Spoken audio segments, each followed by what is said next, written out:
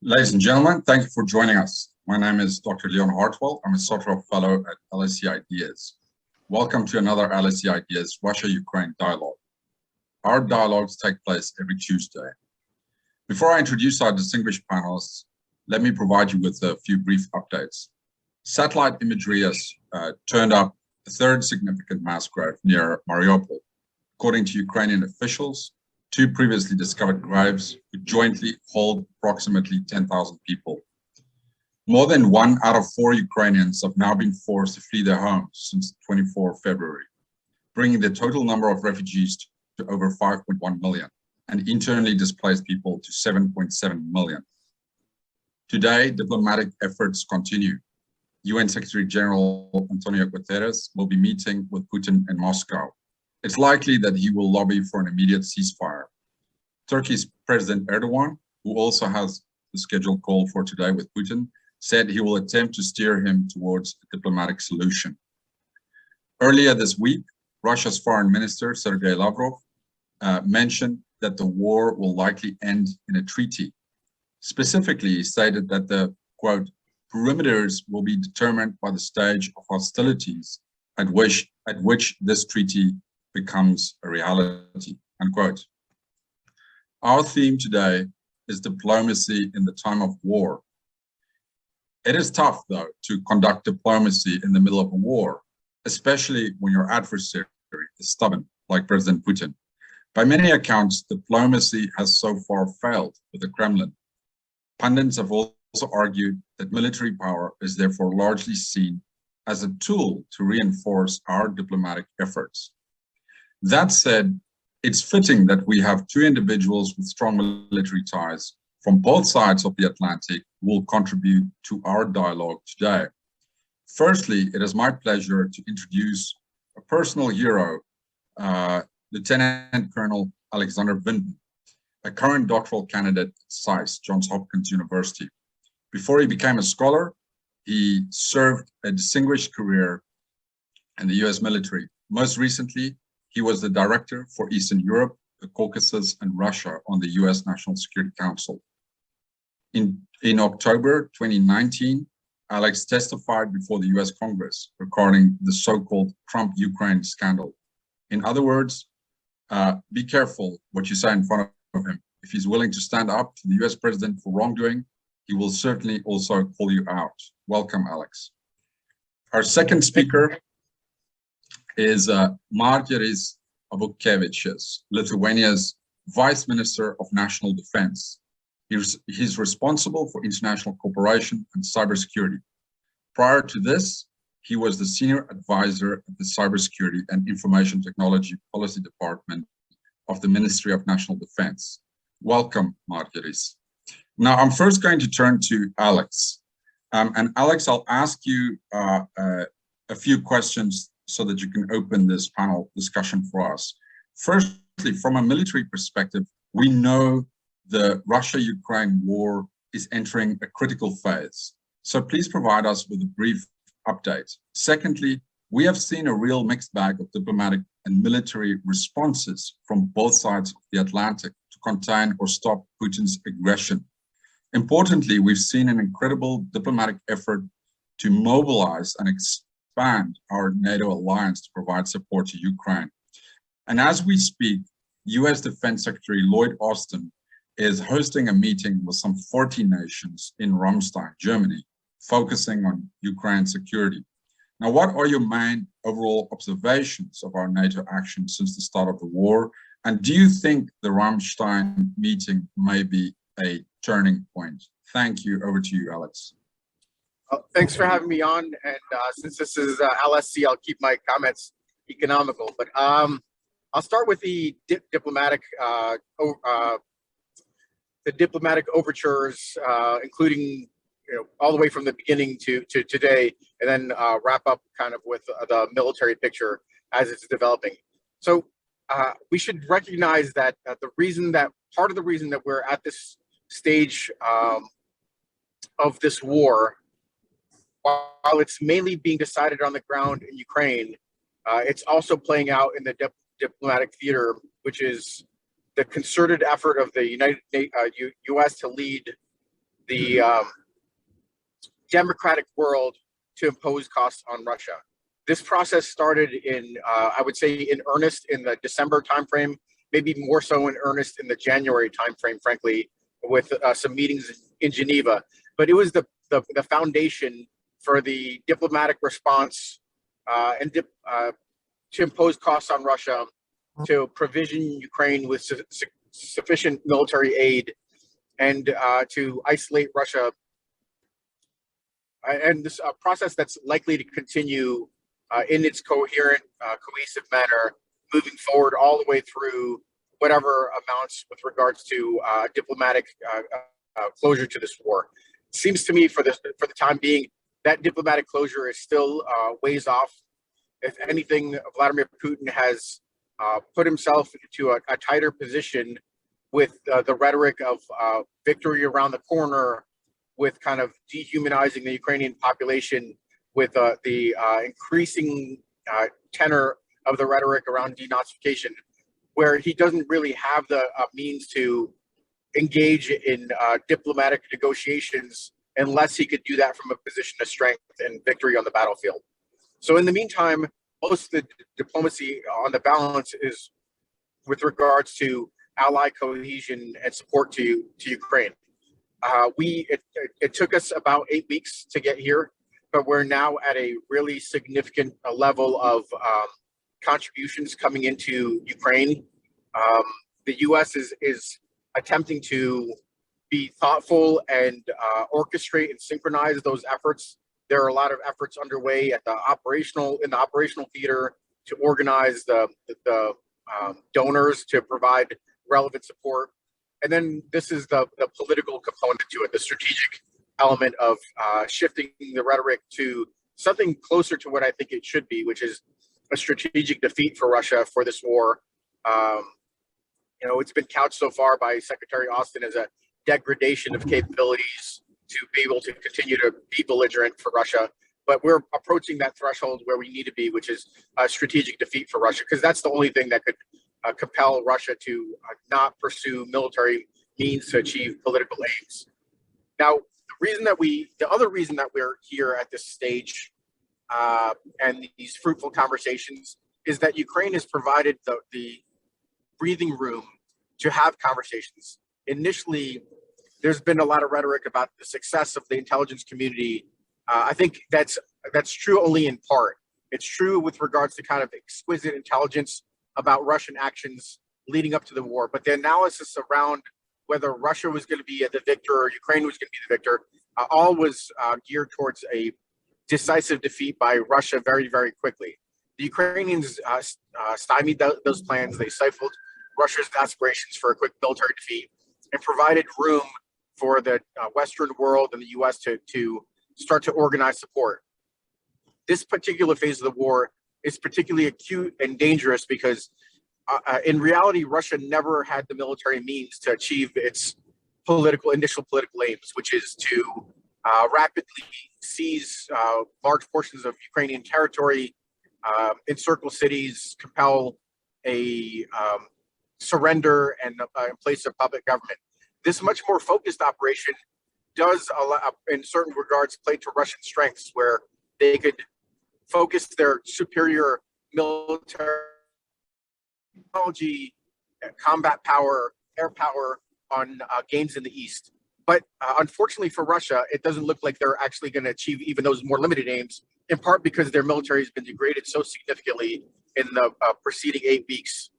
And even those high tech capabilities are not working synchronized in terms of an operational concept and operational design, but individually. So to me, right now, if you asked me a week ago, I was particularly worried about Russia achieving some breakthroughs, not being able to achieve all of its more limited military aims, but still being able to achieve some breakthroughs and seize significantly larger pieces of territory. That's becoming increasingly dubious as to whether they can achieve those aims. And it looks like they will continue to break themselves on the Ukrainian military while imposing significant costs and degrading the military as well, not to a level that would allow them to achieve military aims. So we are in a precarious state of this war, where if Russia is successful, it could pursue what I would call would be, I guess, a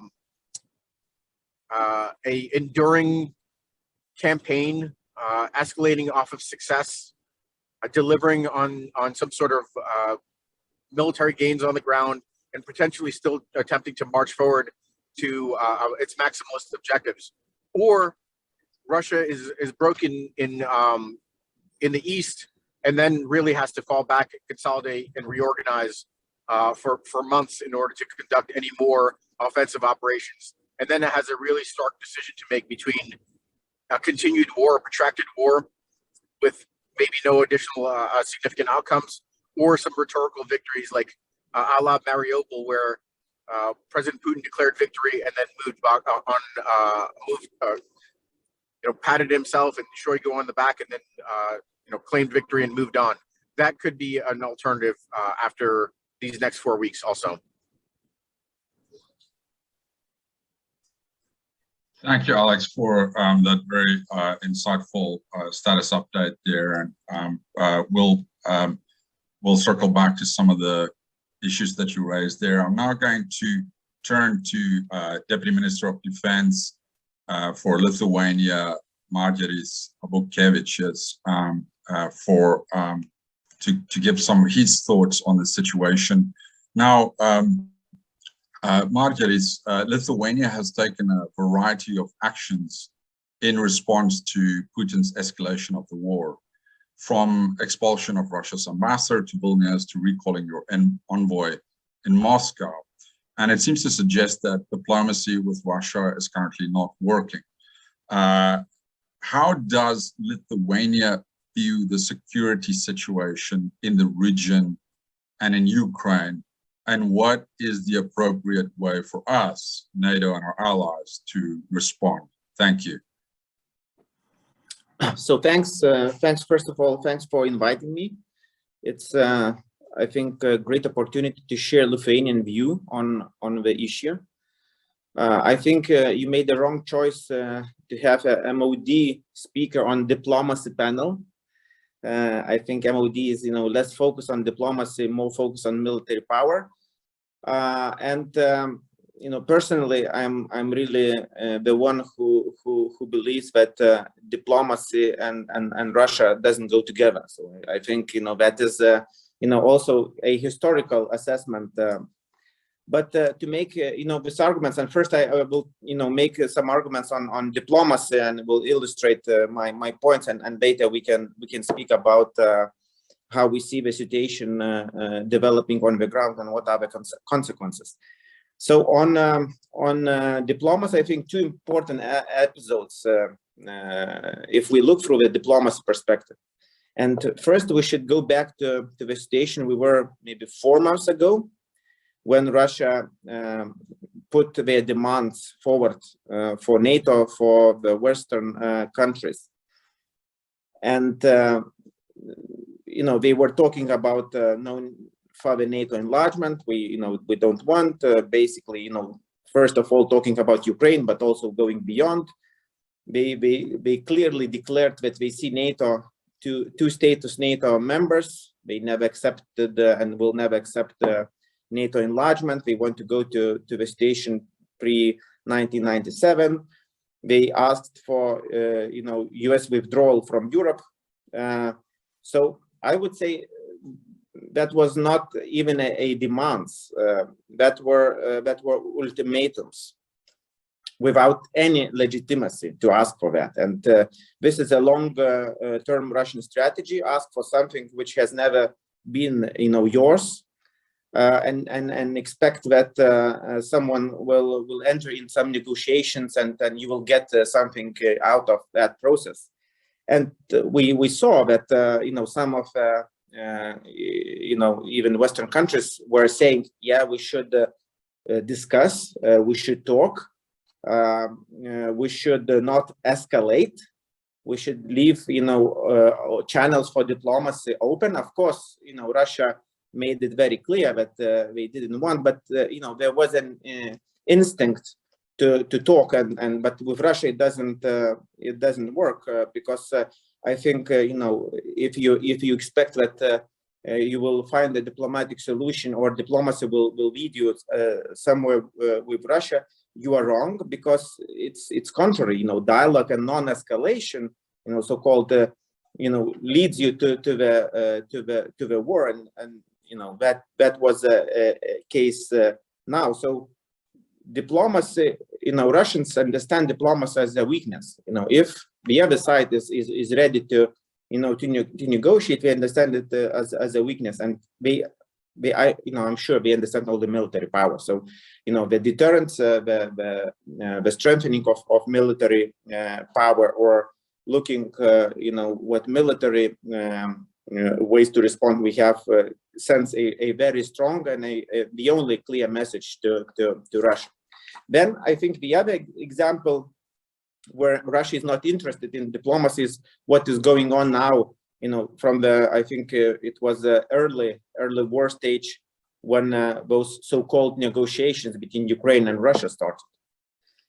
And it is clear that Russia is not interested in diplomacy, and they really see negotiation as a tools only to legitimize their military victories. And as far as there are no military victories on the ground, we are not interested in that. They would be interested only if they reach some goals, and then to set it or to fix it as a new status quo. And I really hope that Ukrainians will not fall into the same trap. As we can even remember the so-called diplomatic processes in 2014, 15, 16. Those Minsk agreements were led nowhere. I would say those agreements led to the situation we are having now. And maybe this is a bit too risky to say, but I don't think that there is any diplomatic solution for this conflict. There are probably three solutions, and none of it is diplomatic. One is Russia winning, which would be, of course, a disaster for everyone. But luckily, after 2 months, we see that this is probably will not happen. Then we have an option of Ukrainian winning, and I think most of us were pessimistic and now are very enthusiastic that we now see a momentum. And Alex was talking about strategic defeat, the momentum of that. And there is a third solution, postponement of resolution of the conflict. So it might end as the war in 2014 ended, but it will not be a long-lasting solution. So we will have to, in any case, come back. And my worry is when I hear, that some people are saying we should, bring those two sides, to the table, and the peace is a priority. I understand that, from the perspective, in your introduction, when you mention, the facts on the ground, how Ukrainian citizens are suffering. So that is, really from that perspective, we should, wish this, to end as quickly as possible. But from a strategic point of view, I think, any ending through diplomacy, through enforced diplomacy, would not, benefit Ukraine, and would not benefit, us long term. And I will repeat that, yes, we have a clear opportunity to defeat Russia in Ukraine, which means to restore a sovereignty, Ukraine sovereignty in a full territory. It's territory. And you mentioned Lithuania, what actions we took, and that we recalled our ambassador, that we send out some Russian diplomats and an ambassador. I think that is the only morally acceptable position, because what you can discuss now with Russian ambassador, are there any issues you put on bilateral stage discuss? There are no issues to discuss. And I think the only strategy we have to adopt, and that will be, I believe, a long-term strategy, because Russia, will not change. This isolation, full isolation, and full containment of Russia. That is another parallel probably from the Cold War time, but there are no other options when dealing with Russia. And when it comes to assessment of the current situation, I think this is not a surprise, for us. Maybe the scale, the intensity in the beginning, or over optimism on Russian side was a bit a surprise. But I think Russia has always been the same. It was imperial, power with imperial thinking. There was a clear pattern already coming to today, 2008 in Georgia, 2014 first war in Ukraine, now 2022. And this pattern will continue if we will not manage to really defeat Russia, and Russia will not change. And I really believe that it's not a Putin's war, and it's not a Putin's issue. The regime can change, Putin can change, and we will still have those imperial narratives and thinking in Moscow. Because it's a long-term strategy. So I will probably stop here and open for next questions. Excellent. Thank you so much, Margiris. Let's turn back to Alex again. Now, you heard what Lithuania's vice minister said with regards to Russia, that perhaps we should focus on a long-term strategy as NATO, and focusing on full isolation and containment of Russia. Now, at the same time, U.S. Defense Secretary Lloyd Austin recently stated that he believes that Ukraine can win the war with the quote-unquote right support. And right now, he's of course leading a major diplomatic effort to bring together the alliance and even beyond the NATO alliance, exactly to provide that type of support, right? Now, my key question to you, Alex, is what would a win look like for Ukraine? And what should we do as NATO and our allies? What should be our main goal with regards to the Russia-Ukraine war? Thank you. So if we reframe just a little, to a certain extent, what Secretary Austin said, instead of degrading the Russian military to prevent it from conducting these types of offensives in the future, and we reframe it to a strategic defeat, we'll actually get closer to my colleague's commentary, which is the fact that that would reshape Russia's view as an imperial power with imperial aspirations. That could help reform Russian thinking about its fundamental place in the world and whether it has the right to a privileged sphere of influence. Those are the fundamental shifts that Russia needs in order to reconcile with the international system as it exists today, and that's probably something that Russia hasn't been prepared to move towards. So I think we need to push a little bit further on this narrative of victory in order to make sure that the options to provide support to Ukraine are sufficiently broad to ensure a strategic defeat for Russia. And those need to amount to allowing Ukraine to recapture its territory, at least all the way out to through the Donbass and the eastern portions of Ukraine. I think there's an opportunity to maybe table the conversation on Crimea and go through a more deliberate process. I think the problem is that Russia Crimea differently, and there's a higher risk to enabling Russia or enabling Ukraine to resecure Crimea. It should happen. I completely agree with our U.S. policy and the declaration that Crimea is Ukraine and Crimea will rejoin Ukraine. The question is whether that is realized through the force of arms, or is it realized through a strategic defeat of Russia with regards to the rest of Ukraine, all through the Donbass, and then recognition that Russia is not an imperial power, not entitled to the artifacts of either the imperial Russia or the Soviet Union. So in terms of concrete items that the Ukrainians need, they need to be able to project power and have fires in the operational theater. The operational theater does not threaten Moscow. It does not threaten kind of strategic assets. What it does allow them can potentially threaten the strategic assets, but it's focused on providing the advantages that Ukraine needs to win this war. It is so what I think is air power is going to be critical.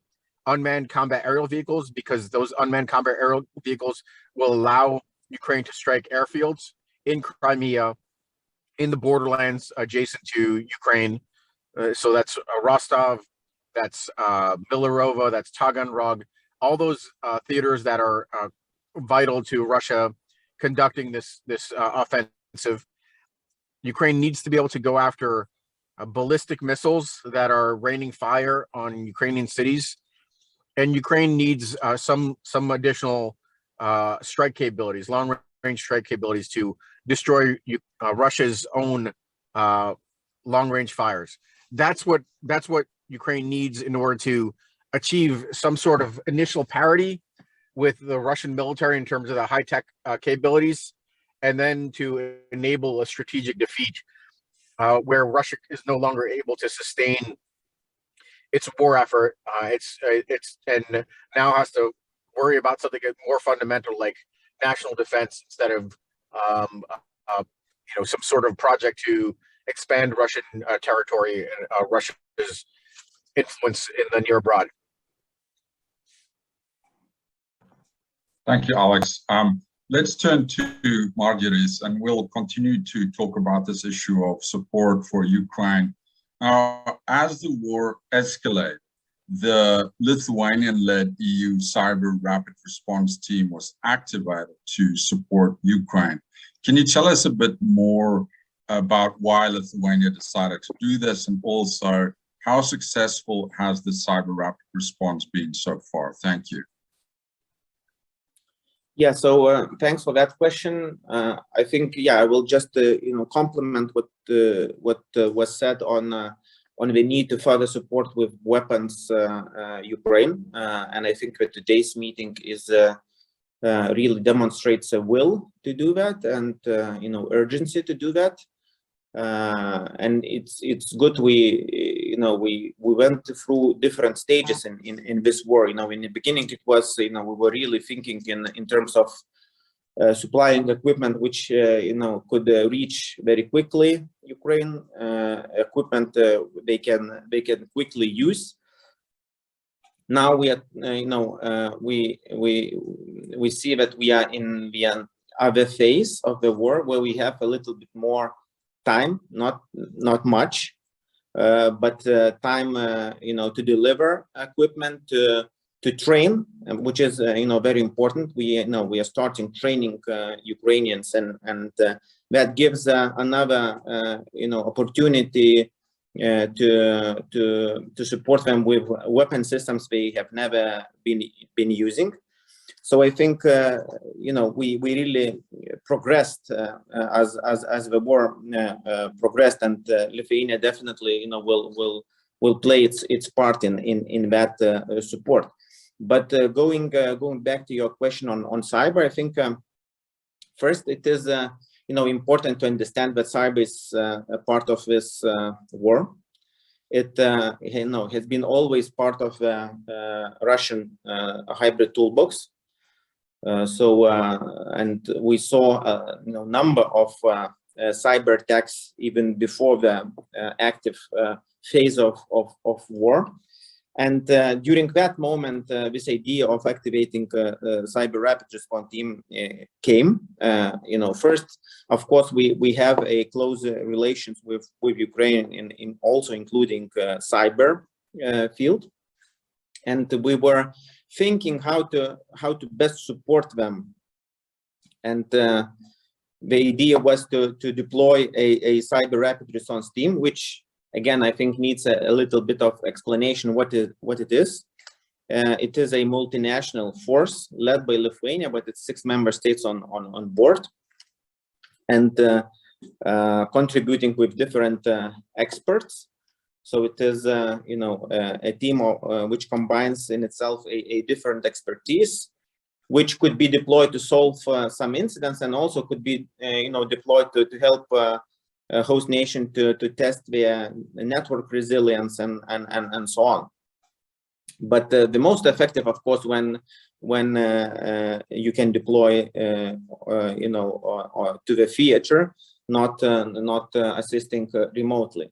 And we received just before, you know, days before the war, that request from the Ukrainian side.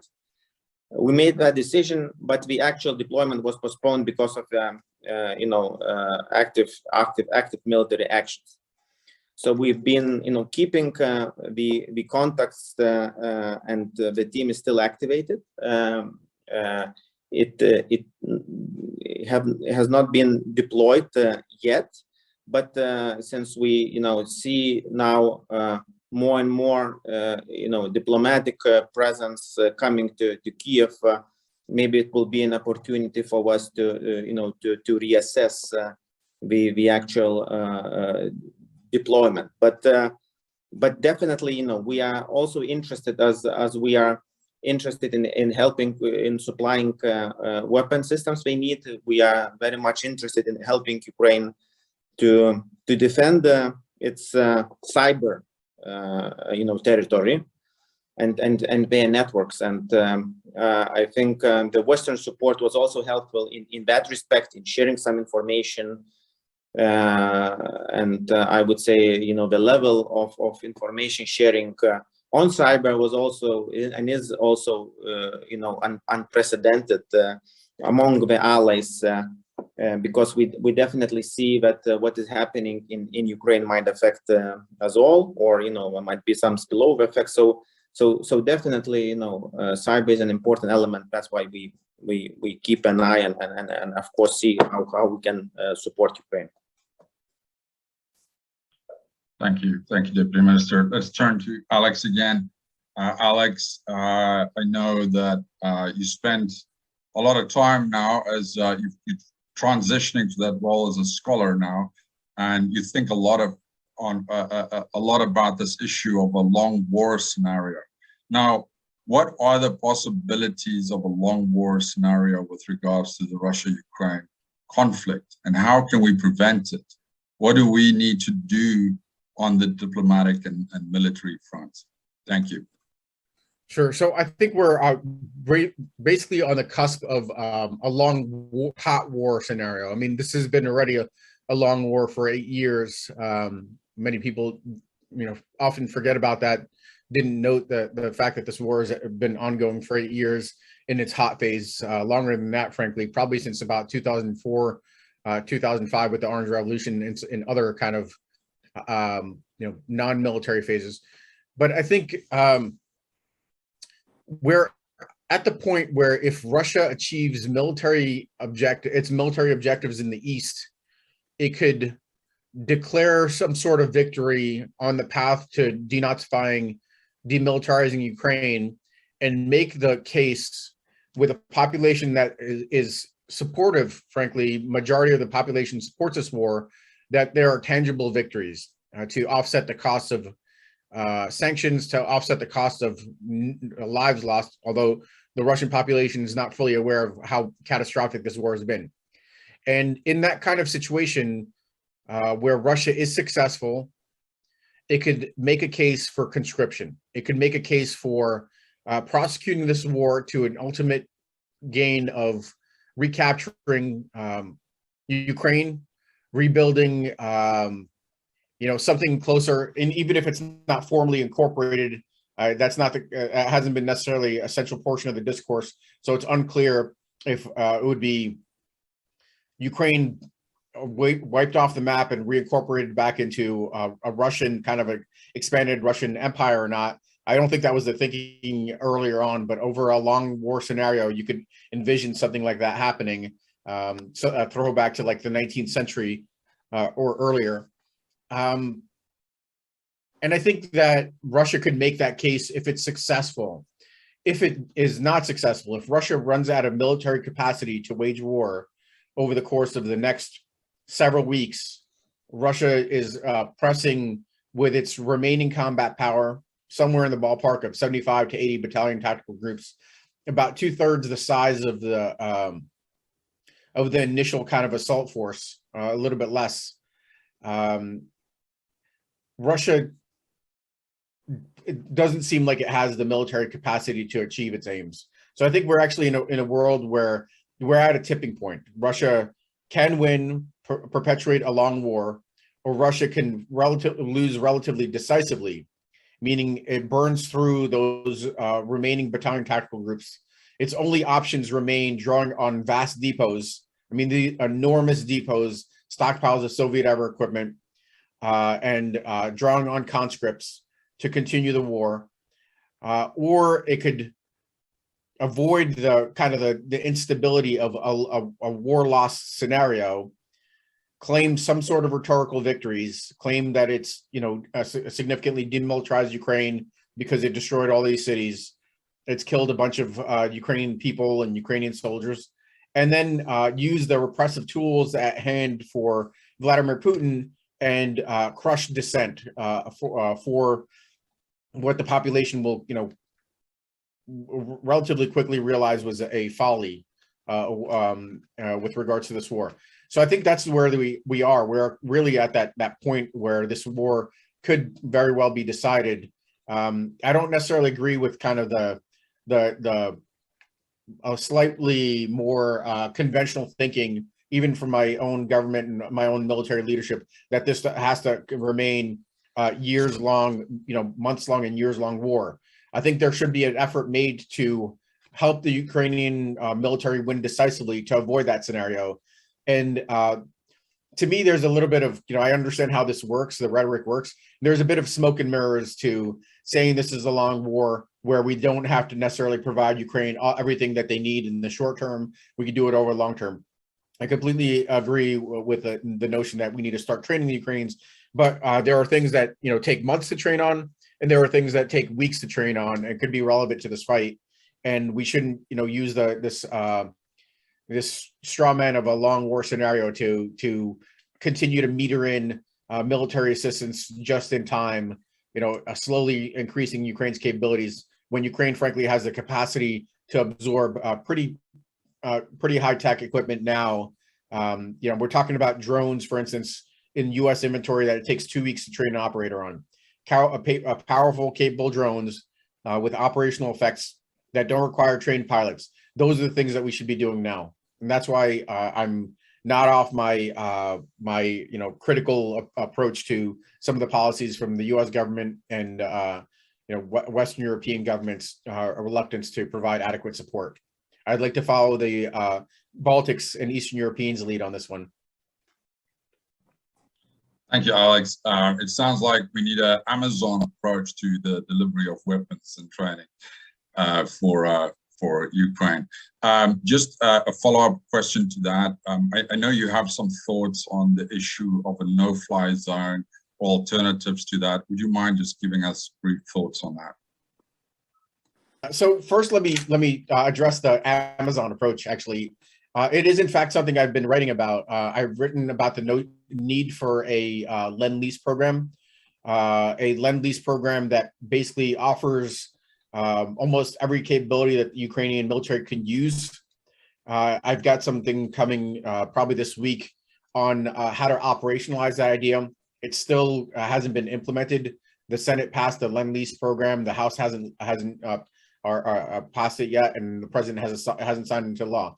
But the operational component of this is we have very capable NATO planners, U.S. planners that plan for major contingencies. They understand what's required to stage and sustain a long war. They understand, the consumption rate of consumption for military actions, offensive, defensive. And what I'd like to do, or what I'd like to see happen, is establishing a series of warehouses along Ukraine's periphery, from Poland all the way down to Romania, with these pre-positioned stocks of equipment and sustainment for Ukraine, so that Ukraine can draw on it as if it's its own warehouse. Ukraine doesn't have to go through a laborious requisitions process. I mean, they have to go through some kind of standard requisition process like any military has to do when they draw on supplies. But the idea would be you basically pre-position what Ukraine needs. Ukraine makes a quick request. It's already on the ground. You don't have to wait for approval, at least not a laborious approval process. You don't have to wait for transportation. They just draw it and put it into the fight. That's what I'd like to see the U.S. move to when they operationalize a Lendlease program for Ukraine. With regards to a no-fly zone, I don't take this very stark view that a no-fly zone is deeply provocative. I mean, even over the course of this past 8 weeks, I think my thinking on this has evolved, where our fears of a bilateral confrontation have diminished by Russia's poor performance. So if we thought that in the first couple of weeks of war, if we did a no-fly zone, Russia had the capacity to contest the airspace with NATO, it certainly doesn't have that capacity now. These are now strategic assets that Russia needs in order to defend the homeland. So I think it's actually the likelihood of being able to conduct a no-fly zone and provoke a Russian response is significantly reduced. And we would probably do it as something, we wouldn't call it a no-fly zone, too much baggage with that term, but we could call it a secured humanitarian corridor or something of that nature that achieves kind of similar effects. Or we could take an even less risky approach, which we've been reluctant to do for the past 8 weeks, and provide Ukraine the equipment they need in order to secure their own no-fly zone. That's my prescription, is we give Ukraine the capacity, medium and long-range air defense. We give Ukraine strike capabilities with unmanned combat aerial vehicles. We transfer more aircraft that they're able to employ immediately, and allow Ukraine to establish its own no-fly zone. There is absolutely nothing, this within international kind of law and norms. Ukraine's a sovereign state requesting support from partners and allies. It's entitled to get that kind of support. The only reason that we're not providing it is because of Russia's nuclear blackmail, and we can't be victims to Russia's nuclear blackmail. Thank you, Alex. So capacitate Ukraine to do it themselves, basically, in terms of that second approach that you mentioned. Yeah. Margiris, let me come back to you. You recently stated that Lithuania expects NATO to take decisions on beefing up the alliance's forward defense on its eastern flank and to approve a quote-unquote realistic defense plan. What do you think such actions would ultimately entail for dealing with Russia? Thank you. Yes, thanks for that question, because I really think that what is happening on the eastern flank is that's just another side of the coin. On the one side we have to address situation in Ukraine. On the other side, at the same time, we have to address the eastern flank issue, because both features are linked.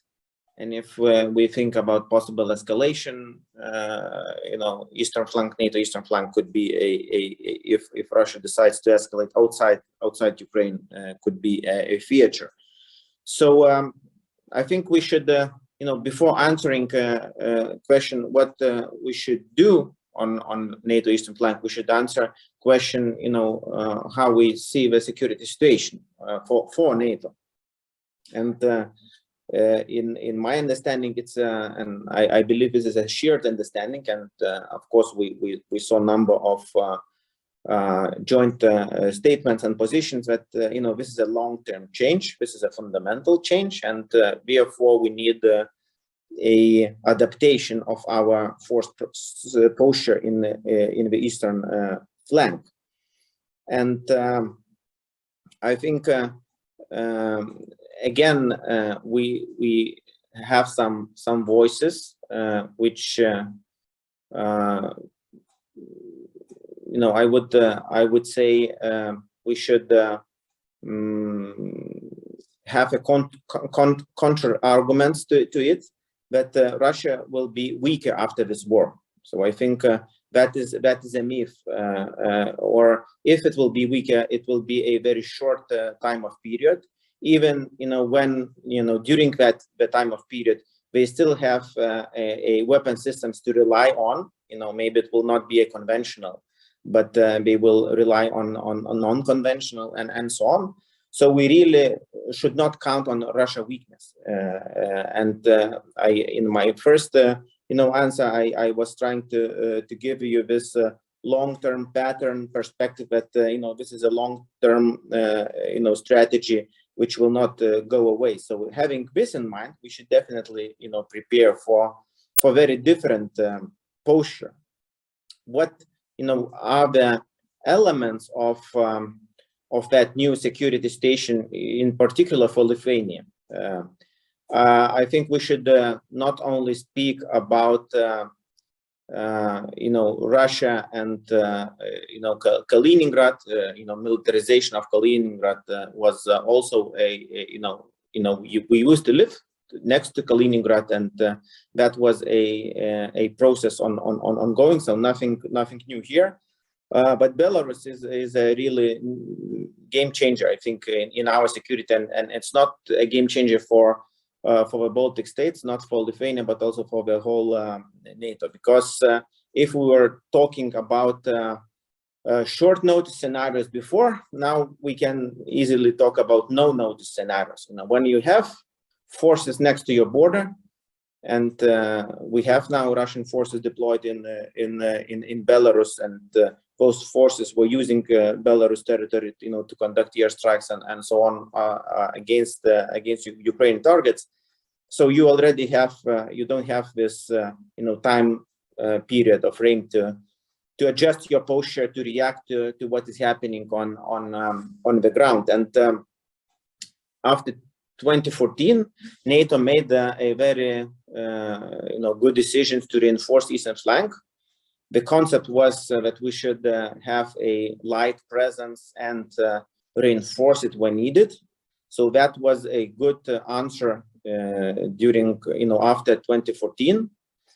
That was an answer when we still had some chance and possibility to react to the short notice scenarios. Now, with all those changes, we don't have that luxury. So we have to change our posture in a way that we are ready to respond to the first Russian soldier crossing NATO border.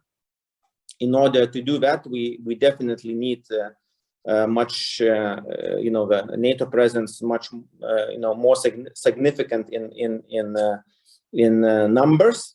So we are talking about moving from battalions to brigades. We should definitely talk about air defense, how we will defend NATO territory. It has always been a weak point. Now we see what is happening in Ukraine, and I think politically, it is not acceptable, that rockets start flying into NATO territory. So all those elements should be taken into account, and we should be ready to defend the NATO territory. When I say we, it's of course Lithuania, Baltic countries, but also allies who are present in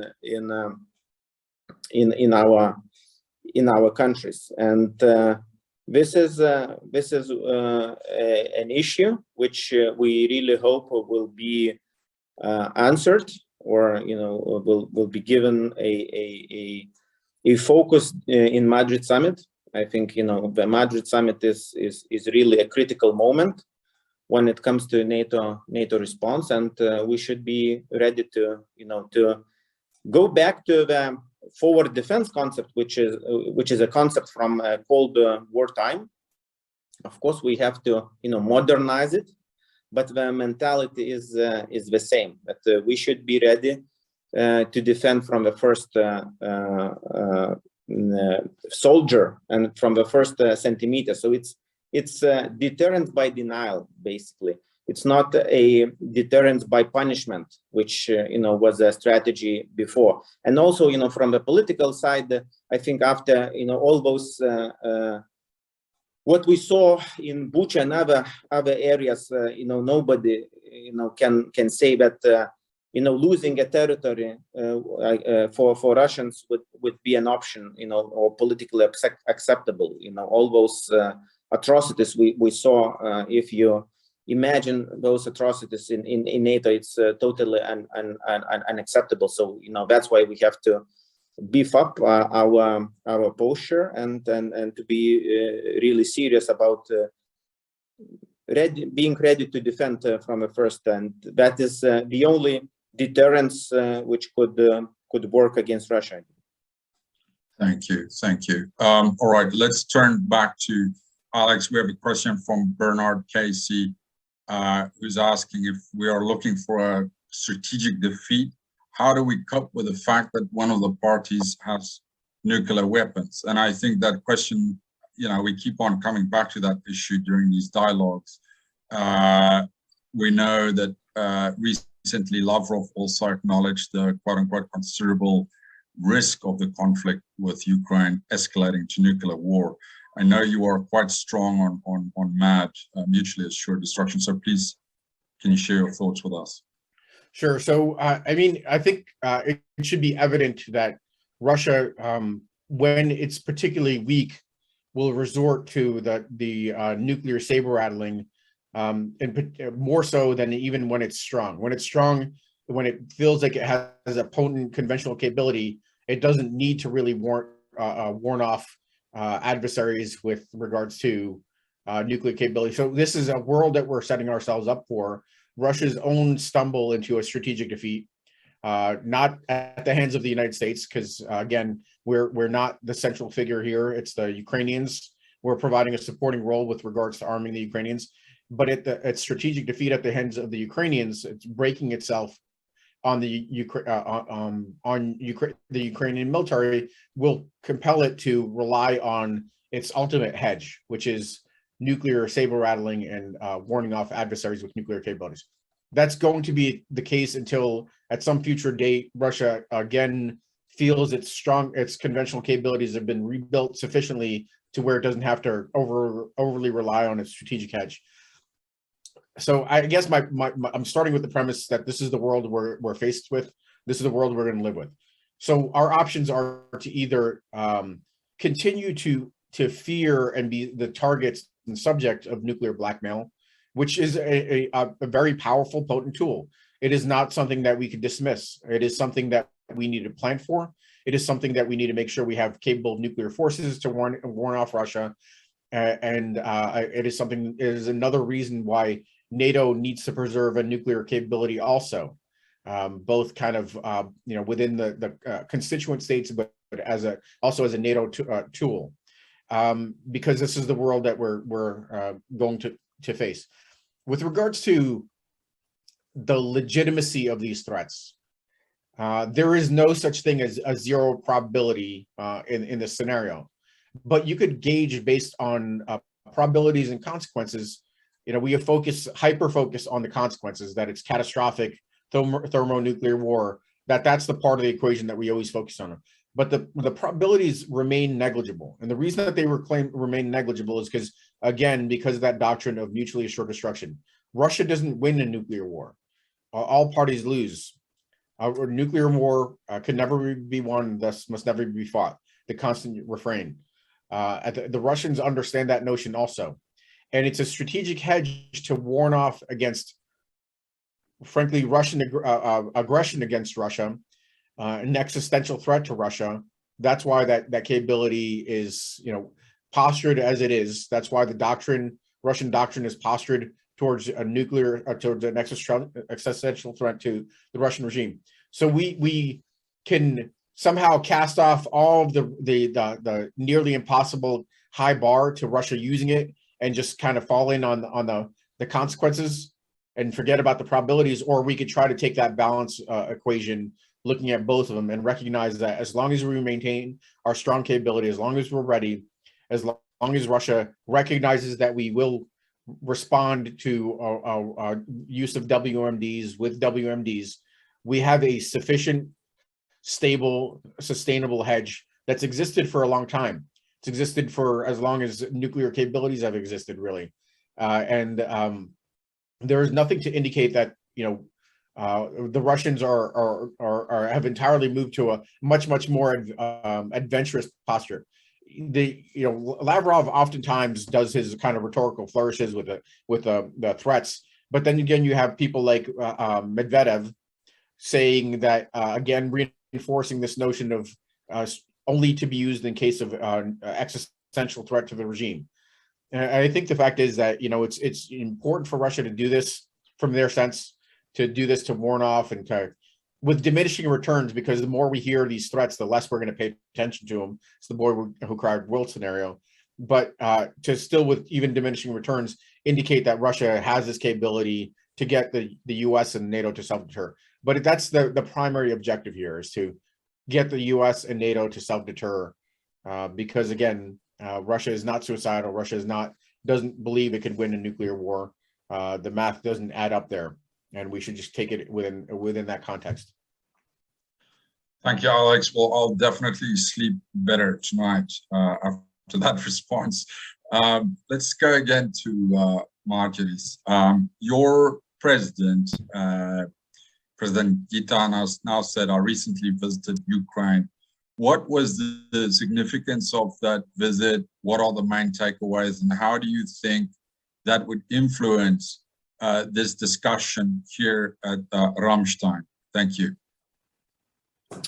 So yes, I think if we count political leaders, Lithuanian political leaders who visited Ukraine recently, so it will be a president, a prime minister also visited, speaker of the parliament, defense minister, foreign affairs minister. So the whole political leadership went to Kiev to meet in person Ukrainians.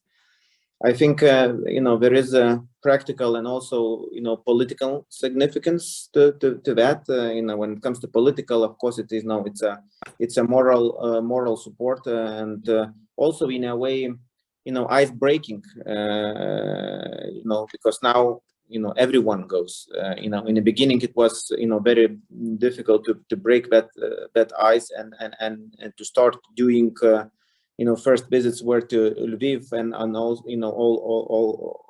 only later to Kiev. Of course, the situation around Kiev developed and so on. But I think although we keep our contacts with Ukrainian counterparts regularly, it is important to meet in person to better understand Ukrainian needs and sense of urgency, and to come back with all those messages and to the partners.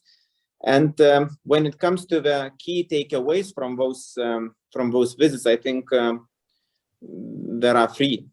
One, very naturally, and we are talking about it all the time, is weapons. And the meeting in the Ramstein base is exactly a follow-up of a number of visits and really an important moment where we will coordinate what should we do and how we share the burden among allies and make it more effective. Then it's sanctions. I think the Ukrainians keep sending a very clear message that we should tighten sanctions on Russia, and we still have the room to do that. And also EU perspective, that is also what is their expectation, that we make those decisions to grant a candidate status to Ukraine. It is on the one side, of course, because you don't still have to go through all the stages of negotiations, but it is a symbolic political gesture would be from the EU side. But also security, I think, security, decision having a broad security implications. So, basically from all those meetings, these are the three main messages: weapons, sanctions, EU perspective, and we need Lithuanian support on that. And Lithuania has been very actively in other forums to playing this role. Thank you for that.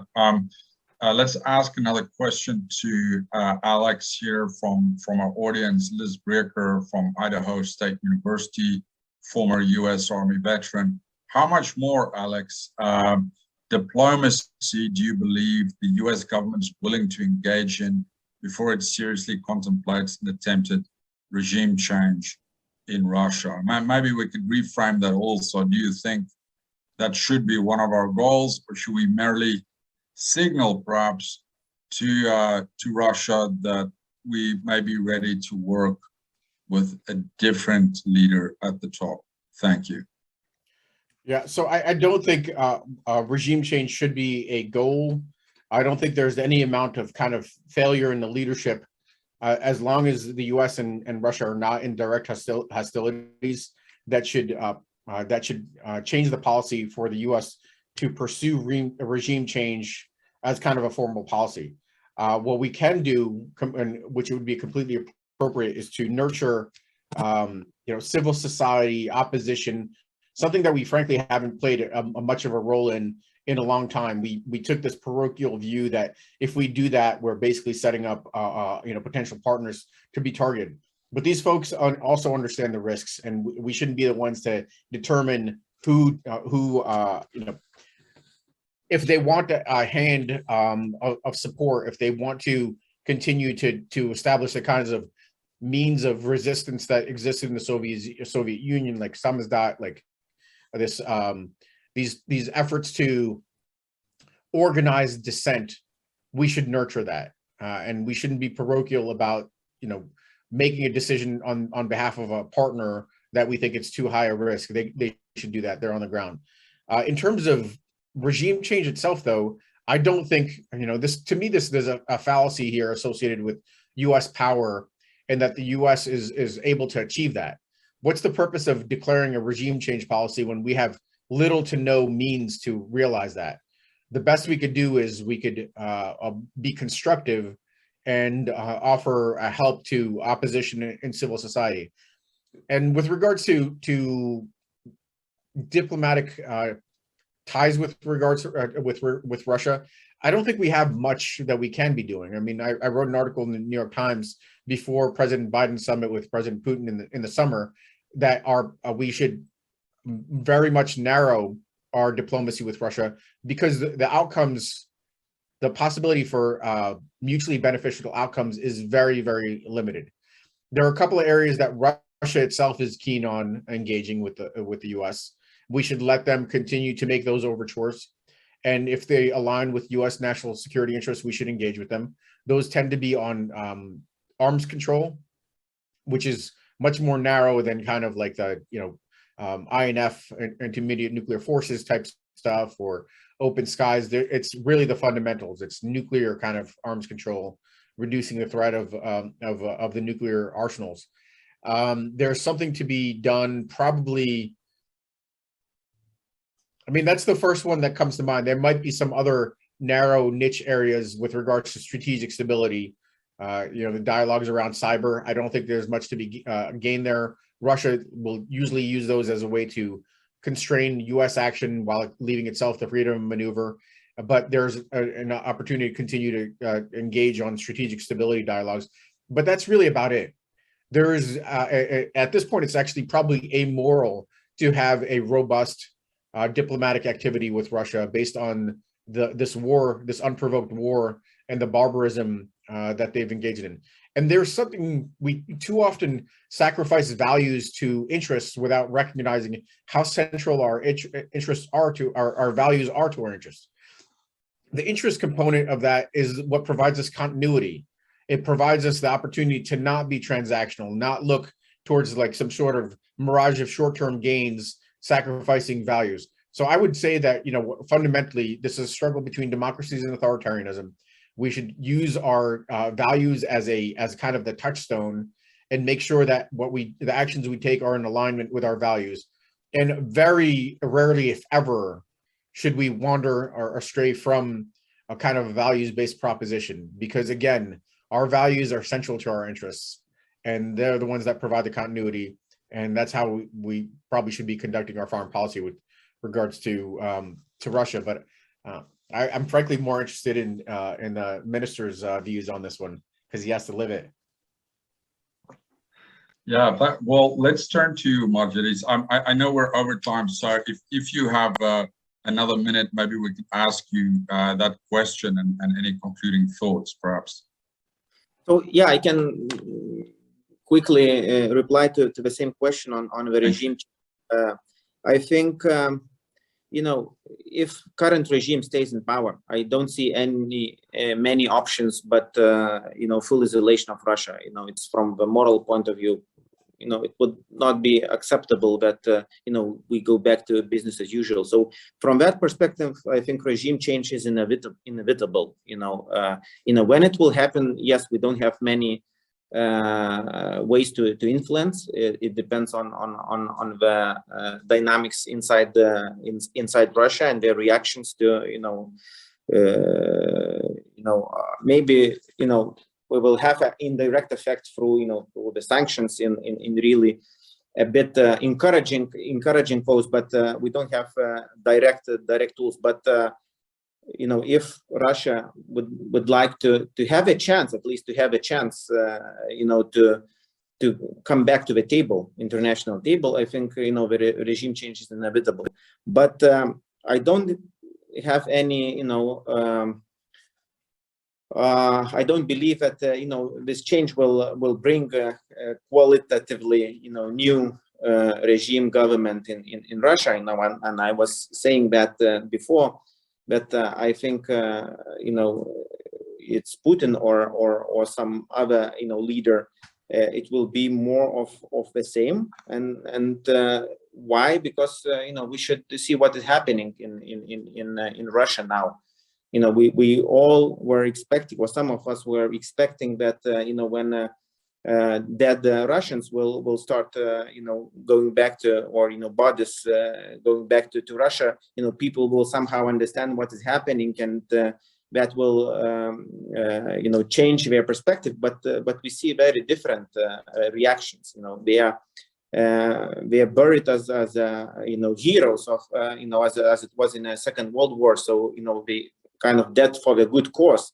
And we see that the society is really behind the leader. So my point is that we often say that Putin created that type of society, for 30 years, brainwashing and so on. But my point is that it works both ways. The society really has a leader it deserves to have. So I'm not very optimistic even this change will happen. Thank you for that. So Alex, you leave us with a very similar idea. I think President Bush gave a famous speech at West Point. He said, don't set objectives that you can't achieve, very in simple terms, I think. Margiris, you are saying to us, this is no longer just a Putin issue, but a Russia issue. So we're in it for the long term. And with that, I'd like to close this session. I would like to thank both of you for sharing your insights on the Russia-Ukraine Dialogues series, and I hope to have you back in the future. I of course acknowledge that both of you have studied this issue for a long time. You observed the situation quite closely. So yeah, I really appreciate that you took time to join us today. I'd also like to just mention to everyone that the LSE Student Union set up a fund to support Ukrainian refugees. Please click on the link in the comment section if you're able to support them. And then finally, I'd just like to remind everyone that we have these Russia-Ukraine dialogues every Tuesday. Thank you to everyone for joining us, and goodbye. Thanks and bye. Thanks and bye.